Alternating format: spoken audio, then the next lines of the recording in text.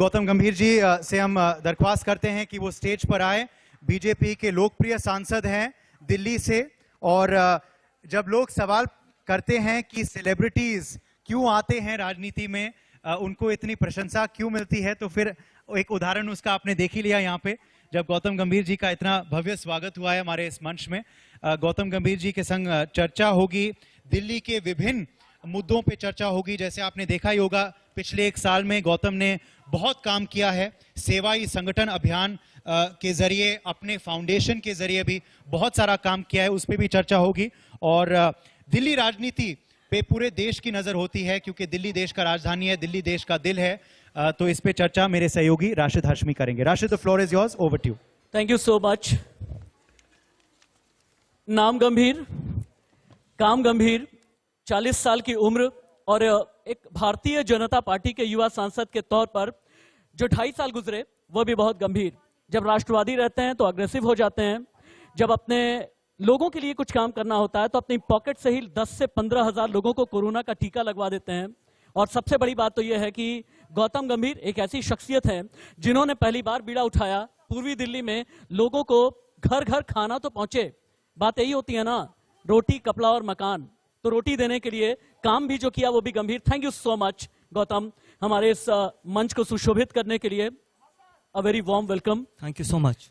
सबसे पहले तो ये बताइए कि 2.5 साल बतौर भारतीय जनता पार्टी सांसद कैसे गुजरे, किस तरह का एक्सपीरियंस रहा, किस तरह के अप्स एंड डाउन्स रहे? हालांकि 3-3 बार 4-4 बार तो धमकियां भी आपको मिली ही हैं। देखिए, इसमें कोई शक नहीं है कि बहुत चैलेंजिंग रहे, और सिर्फ मेरे लिए नहीं, पूरे देश के लिए। बिकॉज जब मैं सांसद बना तो हमने एक्सपेक्ट नहीं किया था कि इस तरीके की महामारी हमारे को देखने को मिलेगी और देश इस तरीके की महामारी से गुजरेगा। अभी 3 साल हुए नहीं, उसके बावजूद 2 साल जिस तरीके से महामारी से हमारा देश गुजरा है, बहुत नेगेटिविटी भी थी। लेकिन मैंने हर व्यक्ति को यही बोला कि इस वक्त सबसे अच्छी चीज़ ये थी कि आप जो अपना नेशनलिज्म है वो आप दिखा सकते हैं। देखिए, नेगेटिव तो हर शख्स बोल ही रहा था कि ये अवेलेबल नहीं है, वो अवेलेबल नहीं है, हेल्थ इंफ्रास्ट्रक्चर कोलैप्स हो गया। लेकिन ये वो वक्त था कि जब आप अपने आप को सच्चे दिल से, अगर आप छोटा सा भी कंट्रीब्यूशन करते देश की तरफ, वो बहुत मायने रखता था। कंट्रीब्यूशन बड़े होने की ज़रूरत नहीं है, ये वो वक्त था जिसमें आप ये बता सकते थे। और ये जो सवाल बहुत बार पूछा जाता है कि what this nation has done for me, it was not about what this country has done for me, what I can do for this country. वो इन 2 साल में हम जो इस देश को वापस दे सकते थे वो बहुत ज़रूरी था। Gautam, seriously you should be appreciated. लेकिन चक्कर ये होता है ना कि जब आप अच्छा काम करने के लिए जाते हैं, भारतीय जनता पार्टी का एक ऐसा सांसद जिसने खाना देने के लिए जो आगे बढ़ा, जो राष्ट्रवाद के लिए आगे बढ़ा, जो देश के लिए आगे बढ़ा, वो कौन है जो 3-3 बार 4-4 बार आपको धमकी भरे ईमेल भेजा करता है? ये कहता है कि अगर अच्छा काम किया जान से मार देंगे। 1 मेल, 2 मेल, 3 मेल, 4 मेल, कहां से आ रही है ये सारे मेल्स? देखिए, वो इन्वेस्टिगेशन एजेंसीज इसके बारे में इन्वेस्टिगेट कर रही हैं। अल्टीमेटली मेरा काम है कि सही मुद्दों को उठाना, सही मुद्दों पे बोलना, और जब नेशनलिज्म की बात आती है तो बिल्कुल अपना स्टैंड रखना। और मैंने ये नहीं है कि अभी रखा है, पॉलिटिक्स ज्वाइन करने से पहले भी मेरा स्टैंड बहुत क्लियर था, चाहे वो कश्मीर हो, चाहे वो पाकिस्तान हो। तो ऐसी कोई भी चीज़ नहीं बदली है कि जो मैंने पहले की थी और अब नहीं की। जैसे मैंने पहले किया था जब मैं खेलता था, तभी मेरा स्टैंड बड़ा क्लियर था, और अभी भी वो बहुत बड़ा बिल्कुल क्लियर है। तो राजनीति ज्वाइन करने के बाद चीज़ें बदलनी ज़रूरी नहीं, अपने आप को बदलना ज़रूरी नहीं है, देश को बदलना ज़रूरी है, अपनी कॉन्स्टिट्यूएंसी को बदलना ज़रूरी है, खुद बदलना ज़रूरी नहीं होता। अच्छा, जब राष्ट्रवाद की बात आती है तो आप स्क्वायर कट भी बड़ा अच्छा लगाते हैं, आप लेग पर भी अच्छा खेलते हैं, ऑफ साइड पर भी अच्छा खेलते हैं। और तो और अगर नवजोत सिंह सिद्धू ये कहें इमरान खान भाई, तो कह देते हैं कि अपने बच्चे को भेजो बॉर्डर, फिर जाकर के मैं समझूंगा कि हाँ असली राष्ट्रवादी हो। ये कहने की नौबत क्यों आई कि नवजोत सिंह सिद्धू से आपने कहा अपने बेटे को भेजो, तब तो मैं जानूंगा कि असली हिंदुस्तानी हो या नहीं? देखिए, अगर नवजोत सिंह सिद्धू नहीं होते, कोई और होते, उनके लिए भी मैं यही कहता, क्योंकि बहुत आसान है किसी को अपना बड़ा भाई कहना जब आपके खुद के बच्चे बॉर्डर पे नहीं खड़े होते या देश की सुरक्षा नहीं कर रहे होते। एसी कमरों में बैठ के या फिर पाकिस्तान जाके किसी को बड़ा भाई कहना बहुत आसान है। जिन परिवारों ने अपने बच्चों को खोया है उनसे पूछिए। अगर मैंने या किसी यहाँ पर जो कमरे में बैठे, अगर हम में से किसी ने अपने बच्चों को खोया होता, उसके बाद अगर ये किसी ने बोला होता, तो आप उनसे ये सवाल पूछिए ना कि वो क्या कहते। मैंने तो बोला, यहाँ पर जनता भी यही कहती, क्योंकि जब खुद बॉर्डर पे नहीं होते या आपके परिवार में से कोई बॉर्डर पे नहीं होता, तो हक करना या झप्पी देना या फिर किसी को बड़ा भाई कहना बहुत आसान है। यानी कुछ दिन के बाद हिंदुस्तान की राजनीति में ये कहा जाएगा कि अगर इमरान खान का नाम लोगे तो गंभीर आ जाएगा, अगर नॉट एट ऑल। अगर नहीं, अगर मैं देखिए, सच्चाई ये है कि ऐसा कुछ नहीं है कि मेरे को कोई इमरान खान से बहुत पर्सनल दुश्मनी है, कभी भी नहीं। वो बहुत पहले मुझसे खेले थे। सच्चाई ये है कि हम सबका फर्ज बनता है कि अपनी सेना को, जो बच्चे जो वहाँ पर जवान इस देश की सुरक्षा कर रहे हैं, उसकी सुरक्षा हमारी जिम्मेदारी है। अगर कोई भी कंट्री इस तरीके से अटैक करती है, इतने पिछले सालों से अटैक करती आ रही है, तो हमारा फर्ज बनता है अपने जवानों के साथ खड़ा होना, उनकी सुरक्षा करना। और अगर हमारे ही देश का कोई व्यक्ति वहाँ पर जाके इस तरीके के बयान देता है, तो फिर मुझे पूरा विश्वास है, सिर्फ मैं ही नहीं, आई थिंक इस कमरे में जितने भी लोग बैठे हैं वो सब मेरे साथ मेरा समर्थन करेंगे। यानी हम ये माने कि गौतम गंभीर जो हैं अपनी राजनीति में अटैकिंग मुद्रा में ही रहेंगे। नवजोत सिंह सिद्धू पर अटैक किया, अरविंद केजरीवाल की बात आई तो कहा कि ये तो हाफ रॉबिन हुड हैं। जब अयोध्या गए अरविंद केजरीवाल तो ये कहा ये विचारों की बात नहीं है, ये तो सियासत की बात है, ये तो हिपोक्रेट हैं। इसका मतलब यह है कि राजनीति में जितनी भी आपकी बल्लेबाजी रहेगी ये अग्रेसिव रहेगी, अटैकिंग रहेगी, फ्रंट फुट पर रहेगी। और अगर गलती से किसी ने भी हाफ वॉली डाला तो निकल करके आप सीधे लगा ही देंगे। देखिए, आपने तो क्रिकेट टर्मिनोलॉजी बोल ही दी है, लेकिन अटैकिंग इसलिए क्योंकि कुछ छुपाने को नहीं है। हिपोक्रेट नहीं है आप। अटैकिंग इसलिए क्योंकि बिल्कुल ब्लैक एंड व्हाइट है मेरी जिंदगी, और उसी तरीके से मैं जीता भी हूँ। जिनके पास छुपाने को होता है वो डिफेंसिव होते हैं, जिनके पास छुपाने को कुछ नहीं होता हमेशा अटैकिंग ही होते हैं। सच्ची राजनीति करिए, सच्चाई की राजनीति करिए, सच्ची नीयत से राजनीति करिए, उतना ही प्रेज मिलेगा भी। मैंने प्रेज भी की है जहाँ पर लोगों ने अच्छा काम किया। ऐसा नहीं है कि मैं सिर्फ नेगेटिव तरीके की राजनीति करना चाहता हूँ। अगर आप अच्छा काम करेंगे तो जरूर आपको प्रेज भी ऑपोजिशन से मिलेगा और मुझसे मिलेगा। अल्टीमेटली फर्ज ये नहीं है या मुद्दा ये नहीं है कि कौन सरकार में है, चाहे वो बीजेपी हो, चाहे वो आम आदमी पार्टी हो, चाहे वो कांग्रेस हो।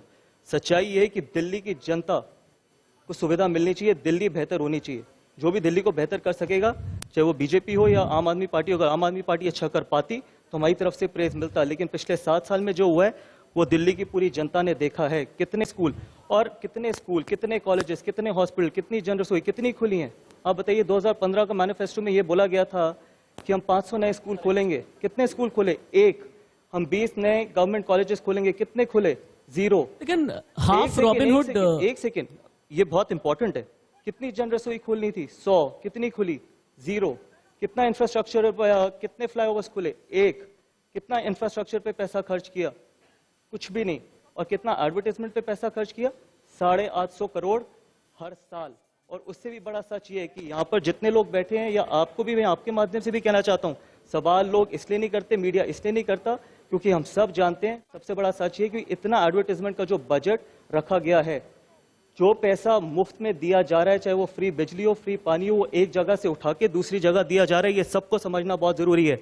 देश में कोई भी चीज मुफ्त में नहीं आती, कुछ भी नहीं। एक जगह से उठा के दूसरी जगह दिया जाता है। टैक्स पेयर के पैसा से वहां पर मुफ्त में दिया जाता है। ये सारा पैसा इंफ्रास्ट्रक्चर डेवलपमेंट का पैसा है, जिससे फ्री बिजली और फ्री पानी दिया जा रहा है। अगर आज हम इसके खिलाफ नहीं खड़े हुए, मैं अगेंस्ट नहीं हूं मुफ्त के।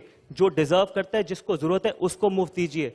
लेकिन अगर आज हम नहीं खड़े हुए तो 10 साल बाद, आज ये आप रिकॉर्ड कर सकते हैं, ऑन रिकॉर्ड मैं आपको ये कहना चाहता हूं, 10 साल बाद दिल्ली में हम रह नहीं पाएंगे। या तो हम दिल्ली छोड़ के जाने के लिए मजबूर हो जाएंगे। ये सवाल भारतीय जनता पार्टी आम का नहीं है या कांग्रेस का नहीं है, ये सवाल है दिल्ली और दिल्ली के भविष्य का। अगर आज हम नहीं समझ पाइए तो 10 साल बाद दिल्ली रहने लायक जगह नहीं रहेगी।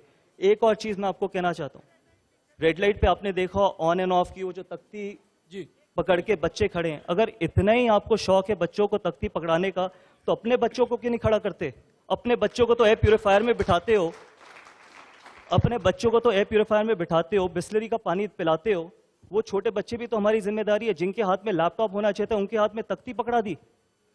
तख्ती पकड़ाने के लिए परमिशन नहीं चाहिए, एयर प्यूरिफायर लगाने के लिए परमिशन चाहिए, ऑक्सीजन भिजवाने के लिए परमिशन चाहिए, ठेके खोलने के लिए परमिशन नहीं चाहिए।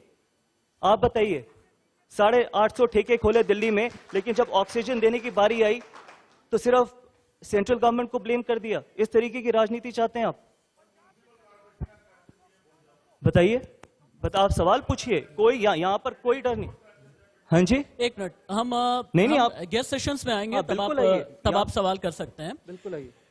लेकिन एक चीज है, हालांकि आप दिल्ली के मुख्यमंत्री अरविंद केजरीवाल, उनकी पार्टी, उनकी सरकार को आप घेरने की कोशिश कर रहे हैं, लेकिन 3 बार मैंडेट मिला और 2 बार तो प्रचंड बहुमत मिला है। अगर दिल्ली की जनता को बेहतरी नजर नहीं आती तो इस तरह का प्रचंड बहुमत क्यों देते हैं? सवाल नंबर 1। सवाल नंबर 2 ये कि दिल्ली के मुख्यमंत्री ये कहते हैं हमने फ्री का बिजली दिया जी, फ्री का पानी दिया जी, प्रदूषण फैलाने वाले दूसरे लोग हैं, यमुना में प्रदूषण फैलाने वाले दूसरे राज्य के लोग हैं, यूपी वाले दे देते हैं, हरियाणा वाले दे देते हैं, हम तो भुगतते हैं दूसरों की परेशानी और यहां मुझे सवालों के घेरे में ला दिया जाता है। ये कहते हैं दिल्ली के मुख्यमंत्री। कहते हैं पूरी तरह सरकार तो हमारे हाथ में दी नहीं है, कभी एलजी के हाथ में दे देते हैं, कभी दूसरी जगह से प्रदूषण चला आता है। तो आपने सवाल पूछा, एफिडेविट में अभी हाईकोर्ट में क्या बोला कि जो स्टबल बर्निंग कितना परसेंटेज दिल्ली में पोल्यूशन करती है? 4%।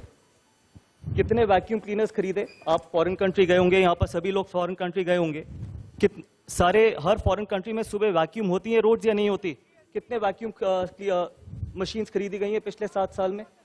आपने फ्री पानी की बात करी, पूरी दिल्ली में, मेरी कॉन्स्टिट्यूएंसी में आप किसी भी विधानसभा में आ जाइए, वहां पर पानी पीने की हालत देखिए। जब मैं बड़ा हो रहा था तो पाइप से पानी पीता था, जिस ग्राउंड में हम पानी दिया करते थे वही पानी हम पीते थे। आज आप टैप वाटर तक नहीं पी सकते। ऐसा मुफ्त पानी चाहिए आपको?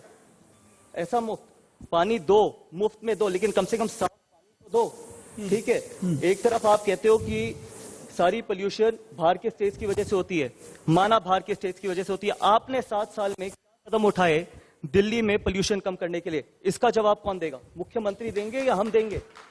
पावर जो होता है वही देता है ना, जिसकी सरकार होती है वही देता है।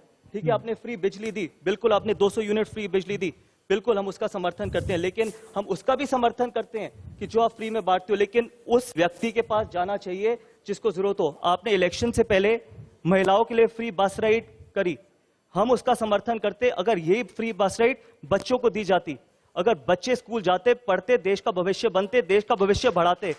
आपने सिर्फ महिलाओं को इसलिए फ्री बस राइड दी क्योंकि वो आपकी वोट बैंक पॉलिटिक्स थी। बच्चों को आपने इसलिए नहीं दी क्योंकि बच्चे आपके वोट बैंक नहीं थे। अगर ये फ्री बस राइड आज वो बच्चों के लिए अनाउंस करे, मैं सबसे पहले खड़े होकर इसी मंच से बोलूंगा कि हम इसका समर्थन करते हैं, हम अरविंद केजरीवाल के साथ हैं। इसको आप वोट बैंक पॉलिटिक्स नहीं कहेंगे? जिन महिलाओं को जो 50-50 हजार रुपए कमाती हैं, उनकी सैलरी है, उनको फ्री बस राइड है। जो बच्चे स्कूल जाना चाहते हैं उनके लिए फ्री बस राइड नहीं है। ये किस तरीके की पॉलिटिक्स है, आप बताइए। खैर, ये सहूलियत की जो पॉलिटिक्स होती है राजनेता ठीक तरीके से और बेहतर जानते हैं, लेकिन गौतम गंभीर एक ऐसे राजनेता बन गए हैं जिनका कैनवास अब दिल्ली से बढ़ करके थोड़ा सा बड़ा होने लगा है, यानी उत्तर प्रदेश की तरफ भी जाने वाले हैं। और आपकी पार्टी ने जिम्मेदारी दी है कि उत्तर प्रदेश के 3 करोड़ युवा वोटर्स हैं, जाइए उन्हें ये बताइए कि सबका साथ, सबका विकास, सबका विश्वास आखिरकार होता क्या है। उत्तर प्रदेश में जाकर के बताइए। आपने लगभग साल भर पहले ही 1 करोड़ का चंदा राम मंदिर के लिए दिया है। सबसे पहले कहां जाएंगे? क्या अयोध्या जाएंगे सबसे पहले? और इसके अलावा युवा वोटर्स के लिए भारतीय जनता पार्टी का संदेश यूपी में आप क्या देने वाले हैं? क्योंकि यूपी में अलग अलग चीजें चल रही हैं, अब्बा जान, बुआ, बबुआ, रोटी कपड़ा मकान, बिजली सड़क पानी, बात कम करते हैं लोग। इस तरह के जो क्लिशे होते हैं ना, इस तरह के जो फ्रेज होते हैं, इसे गढ़ करके सिर्फ रख देते हैं। इससे अलग गंभीर होंगे यूपी में। 39 नए मेडिकल कॉलेजेस खुले हैं यूपी में, नया इंटरनेशनल एयरपोर्ट आ रहा है यूपी में, साथ में पूरे देश में सबसे तेजी से वैक्सीनेशन, सबसे ज्यादा वैक्सीनेशन यूपी में हुई है। जिस तरीके से माइग्रेंट लेबर्स को यूपी में खाना मिला, जिस तरीके से यूपी ने अब्जॉर्ब किया उन माइग्रेंट लेबर्स को, यूपी जो देश का सबसे बड़ा स्टेट है, इतने काम सिर्फ यूपी में हुए हैं। और साथ में इतना सा स्टेट है दिल्ली, इतना सा यूपी के मुकाबले, और यहाँ पर बात करते थे कि हम माइग्रेंट लेबर्स को दिल्ली से जाने नहीं देंगे, हम उनको 2 लाख लोगों को रोज खाना खिलाएंगे। किस तरीके से माइग्रेंट लेबर्स दिल्ली छोड़ के गए। हर चीज में झूठ, हर चीज में झूठ। और आपने जब ये बात करी थी ना कि 3 बार उनको मुख्यमंत्री चुना दिल्ली की जनता ने, नैरेटिव उन्होंने सेट नहीं किया, नैरेटिव आप लोगों ने सेट करवाया है उनसे, क्योंकि जो उनका एडवर्टाइजमेंट बजट है, ठीक है, सच्चाई ये, आप हमारे को 5 मिनट दिखाते हो, हमारी खबरों को पेपर के 4थे या 5वें पेज पे इतना सा दिखाते हो। एक देश में ऐसा मुख्यमंत्री था पैंडेमिक के टाइम जिसकी हर दिन फ्रंट पेज पे, चाहे वो अखबार हो या फिर इंडिया टुडे हो या कोई भी चैनल हो, हर 2 मिनट में ऐड आती थी। एक नेशनलिज्म की आप बात करते हो, नेशनलिज्म हर जगह, इस कमरे में भी है, यहां पर भी है। नेशनलिज्म सिर्फ बड़े भाषण देने में नहीं है। अगर आप नेशनलिस्ट होते तो आप ये कहते कि उस वक्त पे जब महामारी चल रही थी, हम ऐड नहीं दिखाएंगे, हम ऐड नहीं चलाएंगे, यही पैसा आप हेल्थ इंफ्रास्ट्रक्चर पे खर्च करिए। पूरा दिल्ली का हेल्थ इंफ्रास्ट्रक्चर कोलैप्स हुआ, किसकी जिम्मेदारी थी? वो दिल्ली के मुख्यमंत्री की, एमपीज की नहीं। Health is a state subject. तो नेशनलिज्म की जब बात करते हैं तो पहले अपने अंदर देखना बहुत जरूरी है। हर बंदे के अंदर नेशनलिज्म होना चाहिए, चाहे वो मीडिया हो, चाहे वो एमपी हो, चाहे वो एमएलए हो, या फिर नॉर्मल आदमी हो। तो नेशनलिज्म, ये देश तब आगे बढ़ेगा।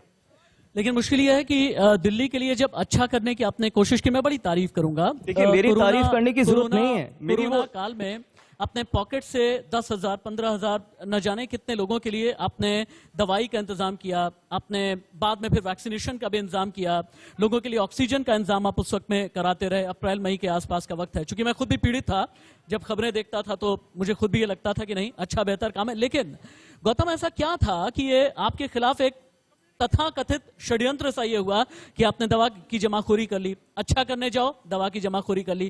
क्या इसके पीछे भी कोई पॉलिटिकल कॉन्स्पिरेसी थी? देखिए, मैं वो चीज का जवाब दे नहीं सकता जिसमें मैं 100% श्योर ना हूं। वो पॉलिटिकल कॉन्स्पिरेसी थी या नहीं थी, मैं यहाँ पर कोई पॉलिटिकल माध्यम से सिर्फ ब्लेम गेम खेलना नहीं चाहता। मैं थक चुका हूँ पिछले 3 साल से, मैं तो सिर्फ 3 साल ही राजनीति में हुए हैं, मुझे थक चुका हूँ ये ब्लेम गेम करते करते और सुन सुन के। मेरा फर्ज था उस वक्त पे लोगों की सेवा करना, और मुझसे अगर आप ये सवाल फिर से पूछेंगे कि क्या मैं आज फिर से वो करूंगा, तो मैं आज फिर से वो करूंगा। मुझे कोई फर्क नहीं पड़ता कि कोर्ट क्या कहती है, लोग क्या कहते हैं मेरे बारे में। अगर मैं एक भी व्यक्ति की जिंदगी बचा पाया तो वो बिल्कुल मेरे लिए सबसे बड़ी अचीवमेंट थी। सच्चाई ये है कि ना तो मैं होर्डर हूं, ना मैं ब्लैक मार्केटर हूं। हमने अपनी जेब से दवाई खरीदी, लोगों को जो अफोर्ड नहीं कर सकते थे उनको हमने मुफ्त में बांटी। एक दिन हमने अगर 100 स्ट्रिप खरीदी तो उस दिन हमने 100 स्ट्रिप्स बांटी। अगले दिन अगर हमने 200 स्ट्रिप खरीदी तो हमने 200 स्ट्रिप बांटी, और वो भी मेडिकल कैंप लगा के under the supervision of a doctor. लोग अपनी प्रिस्क्रिप्शन लेके आते थे, हम उनको दे देते थे। अगर इसमें मैंने कुछ गलत किया है तो ये जनता डिसाइड करेगी। लेकिन अगर आप मुझसे ये सवाल पूछेंगे कि हाँ मैं फिर से करूंगा, तो मैं हाँ फिर से करूंगा। भगवान करे कभी ऐसी चीज वापस ना आए, लेकिन आएगी तो मैं फिर खड़ा हूंगा अपने लोगों के लिए। मैं सिर्फ ईस्ट दिल्ली के लिए इसलिए कर पाया क्योंकि मैं ईस्ट दिल्ली का सांसद था, लेकिन हमने पहले ईस्ट दिल्ली में शुरू करा, फिर हमने पूरी दिल्ली के लिए खोला, क्योंकि लोगों की जान बचाना ही तो एक फर्ज है किसी भी नेता का, नेता छोड़िए किसी भी इंसान का। क्योंकि आप दिल्ली की बात करते हैं, दिल्ली में शासन करने वाले लोग अब अपना विस्तार अलग अलग राज्यों में करने लगे हैं। अपना विस्तार पंजाब में कर ही लिया है, गोवा में भी किया है, और अब उत्तर प्रदेश में और उत्तराखंड में भी करने के लिए आगे बढ़ गए हैं। चैलेंजिंग होगा आपके लिए और पार्टी के लिए? हमारे लिए और पार्टी के लिए। दिल्ली संभाल नहीं पाते और सपने बहुत बड़े बड़े देखते हैं। दिल्ली की जनता को साफ पानी दे नहीं सकते, एक नया कॉलेज खोल नहीं सकते, 850 नए ठेके खोलते हैं, और सिर्फ 850 नए ठेके इसलिए खोले क्योंकि वहां से जो पैसा आएगा उससे बाकी चुनाव लड़ेंगे। सच्चाई ये है। और ये मुद्दा अगर आज आप लोगों ने नहीं उठाया, अगर आज ये सवाल आपने दिल्ली के मुख्यमंत्री से नहीं पूछा ना, तो पूरी दिल्ली का जो युवा है शराबी बन के रह जाएगा। जिनको जब आए थे सरकार में 7 साल पहले, तो मैं डेवलपमेंट की राजनीति करूंगा, हम एजुकेशन देना चाहते हैं, हम कॉलेज स्कूल हॉस्पिटल्स खोलना चाहते हैं। आप पूछिए उनसे, कभी तो पूछिए। ठीक है, सिर्फ ऐड दिखाते हैं, हमसे सारे सवाल पूछे जाते हैं। पिछले 3 साल में जितने मुझसे सवाल पूछे गए हैं उतना उसका 5% भी आपने दिल्ली के मुख्यमंत्री से नहीं पूछे। क्यों नहीं पूछे? उनकी जिम्मेदारी है ना। मैंने तो आपको बोला मैं बहुत ब्लैक एंड व्हाइट में जिंदगी जीता हूं, सारे सवालों का जवाब दूंगा। अगर गलती करी है तो खड़े होकर माफी भी मांगूंगा, उसमें क्या खराबी है? माफी मांगूंगा, माफी मांगने में कोई छोटा नहीं हो जाता। लेकिन आपने दिल्ली की जनता को बेवकूफ बनाया, आपने दिल्ली की जनता के साथ विश्वासघात किया है, आपने अपने आप को दिल्ली का बेटा बोला, लेकिन पिछले 7 साल में सिर्फ दिल्ली आपके लिए एक ऐसा क्षेत्र बन के रह गई है जहां से आप पैसा कलेक्ट करते हो और बाकी शहरों में जाके चुनाव लड़ते हो। और आपके लिए दिल्ली का कोई आपके इमोशंस नहीं है दिल्ली की जनता के साथ। यमुना में आपने देखा होगा, IIT के हैं ये, यमुना में जब साफ करनी थी यमुना तो उस पे स्प्रे करवा रहे थे फोम पे। शर्म तो नहीं आती? मतलब थोड़ी शर्म इंसान अपने आप को शीशे में देख के रात को तो देखता होगा। यमुना में स्प्रे कराते हुए आप फोम हटा रहे हैं। पिछले 7 साल से मुख्यमंत्री हैं आप, आपके पास ना पोल्यूशन पे कोई आपके पास समाधान है, ना आपके पास यमुना पे है, ना आपके पास साफ पानी पे है, ना आपके पास कोई इंफ्रास्ट्रक्चर पे है। आपने पब्लिक ट्रांसपोर्ट की हालत देखी है? जब आप पोल्यूशन की बात करते हैं ना, सिर्फ वैक्यूम नहीं, जब तक हम सब मिलके पब्लिक ट्रांसपोर्ट आपका बेटर नहीं होगा, जब तक आपके पास आपकी रोड साइड डस्ट है उनको आप नहीं उठाएंगे, हर तरीके से कदम नहीं उठाएंगे, तब तक दिल्ली में पोल्यूशन लेवल नीचे आ ही नहीं सकता। भारतीय जनता पार्टी के युवा सांसद गौतम गंभीर, हर एक सवालों का जवाब बहुत बेबाक अंदाज में आपने दिया है। हालांकि इस इंटरव्यू को मैं अगर बहुत रैपिड फायर में अगर रैप अप करने की कोशिश करूं तो राष्ट्रवाद से लेकर के दिल्ली तक, देश से लेकर के उत्तर प्रदेश तक, हर एक चीज पर बात की है आपने और खुल करके जवाब दिया है, बहुत बिंदास तरीके से जवाब दिया है। शायद कोई सवाल अभी, ठीक है। बहुत बहुत शुक्रिया आपका अपना बेशकीमती समय इंडिया न्यूज Thank को you so देने much. के लिए, इंडिया न्यूज के मंच पर आने के Thank लिए, you. मंच Thank को you once सुशोभित again. करने के लिए। Wish you all the very best. Thank you so much Gautam. जोरदार तालियां गौतम गंभीर के लिए। बहुत बहुत शुक्रिया गौतम कि आप हमारे संग आए आज इंडिया न्यूज मंच के कार्यक्रम में। Thank you very much.